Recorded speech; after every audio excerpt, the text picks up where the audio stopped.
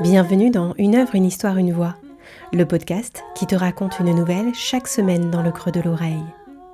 Une nouvelle inspirée d'une de mes œuvres, dans laquelle je est toujours une femme. C'est moi, c'est toi, c'est une femme imaginée, une fille, une mère, qui vit des émotions, des rencontres, qui se questionne, qui solutionne, qui se perd, qui se retrouve, qui se construit. Parfois, il est question d'arbres, de feuilles, mais pas toujours. En revanche, toujours, il y a une graine que je sème dans le creux de ton oreille. Je suis la fille et l'oiseau, et il est temps de laisser place à l'histoire.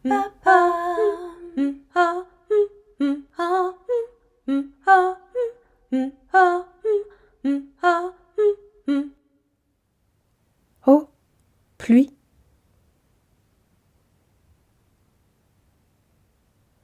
Je lève la tête.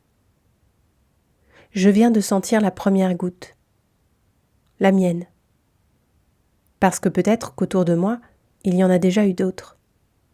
Mais la mienne, la première, elle me fait prendre la dimension de la situation. Jusqu'alors, je me disais que peut-être je passerais au travers. Peut-être qu'aucune ne tomberait sur moi. Comme si c'était possible. Il y a toujours cette dimension entre croyance et connaissance qui me trotte dans la tête. Croire que je vais passer entre les gouttes.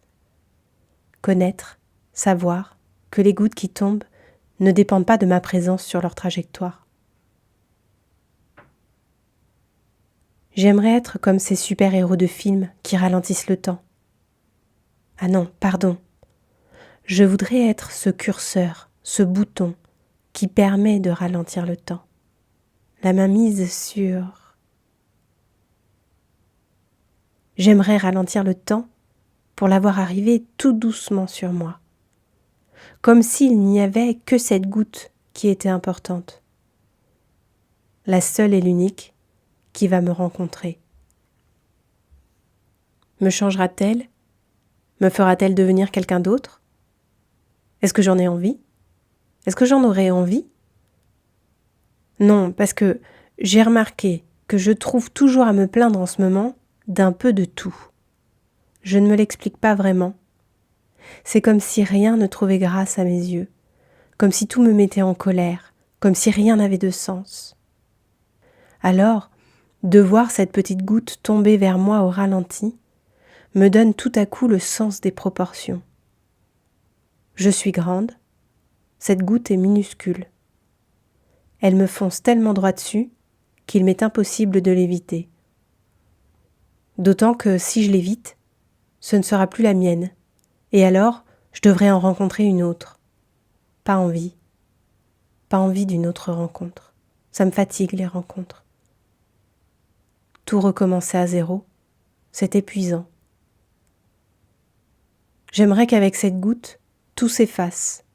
Moi, l'histoire, ce qui m'énerve, ce qui me plaît, qu'il n'y ait plus rien. Une goutte pour tout effacer. Une goutte pour tout recommencer. Croyance.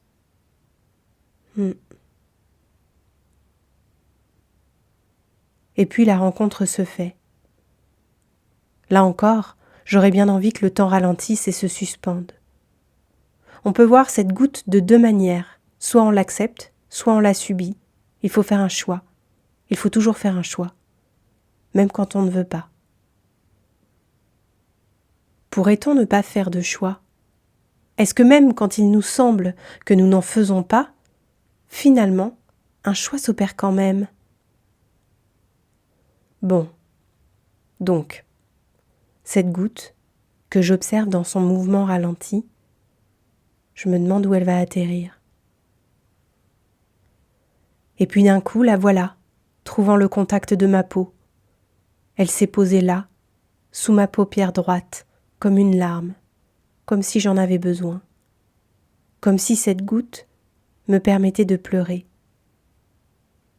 Elle coule sur ma joue, presque trop lentement pour sembler réelle, comme si elle en appelait d'autres, des larmes. Et la magie s'opère, alors que depuis des mois, je n'arrive plus à pleurer malgré ce qui me ronge, une larme sort, puis une autre. Ma goutte les attend.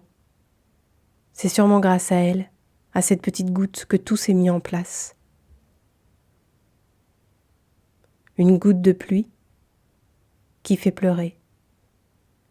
Croyance. Et alors ?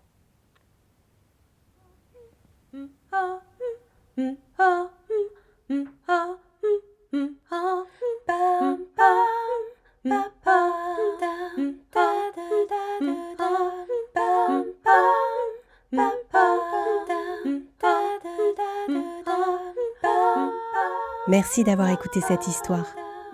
Je te propose de la partager à une personne à qui tu veux du bien, à qui tu sais que ça pourrait faire germer une belle graine.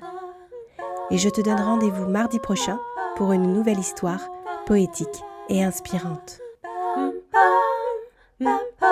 C'était Une œuvre, une histoire, une voix par La Fille et l'Oiseau.